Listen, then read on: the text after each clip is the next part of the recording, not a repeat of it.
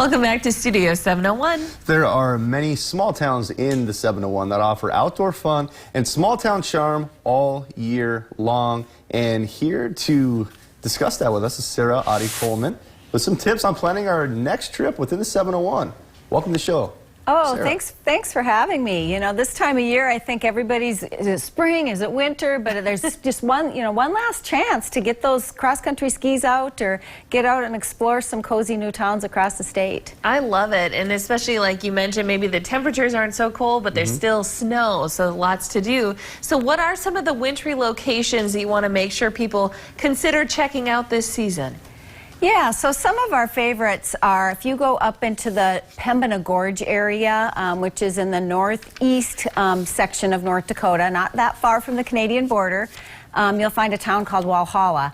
And there's just a lot of opportunity. The snowmobile trails are in good shape this time of year. Frostfire has a ski resort and a terrain park. They also, of course, offer year-round recreation there with mountain biking and whatnot. But this time of year, there's just a lot of cozy locations you can stay at, cool lodges and bed and breakfasts up there. One Majestic Place is one of them that's just really quaint and cool.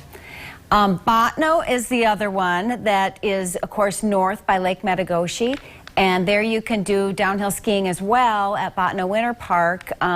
There's a kind of a replica, Mystic Horizons is a replica of a Stonehenge or a modern-day Stonehenge up there that's just beautiful scenery in the, in the winter as well as in the summer. And then you've got the Peace Gardens and some of the trails and whatnot, the snowmobile trails and hiking trails are open, cross-country skiing. Lake Metagoshi State Park, you can rent your cross-country skis right there. And then lastly, Watford City and Williston, that area there's just a lot in the north, in the northwest as well. The national park, you can hike in, you can look for the ice caves, find some really unique formations this time of year. Cross-country skiing is available out there. Just a different time of year, right? So the scenery just is so much different in the national parks, in and around the national parks.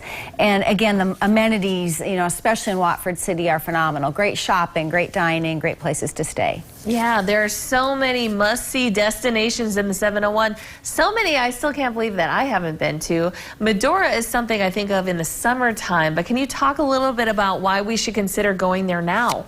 Well, it's just a different options, right? So you probably, the musical and some of those traditional things that you normally do all the time when you're going there in the summer aren't something you do in the winter. But the scenery is just as beautiful, and the amenities are still out there. They also have a lot of special events throughout the winter that you can go to. But I would say wildlife viewing, those buffalo and the wild horses sometimes just pop better against the snowy background. And again, there's just, access to trails, just different scenery. Very cool. Now, your department can help if we're a little overwhelmed with where to stay, what to do. Can you talk a little bit about that? Absolutely. We have a live chat on our website at ndtourism.com. So if you have any specific questions, you can always engage with one of our travel counselors. They'd be happy to help point out ideas and tips. And then just hot off the press is our 2022 travel guide. So we're excited about that.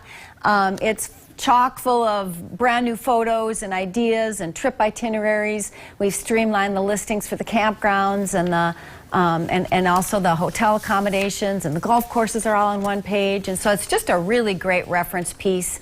Everyone should have one in their car.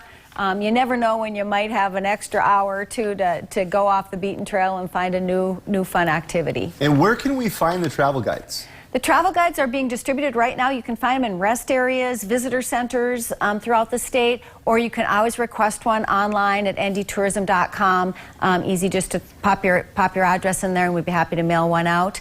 And for those who are in the REC network and get North Dakota Living, you will get a complimentary copy polybagged with your March issue.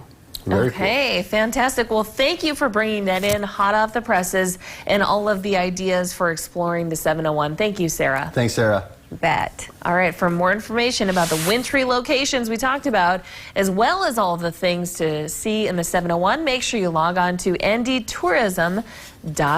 All right, but keep it here.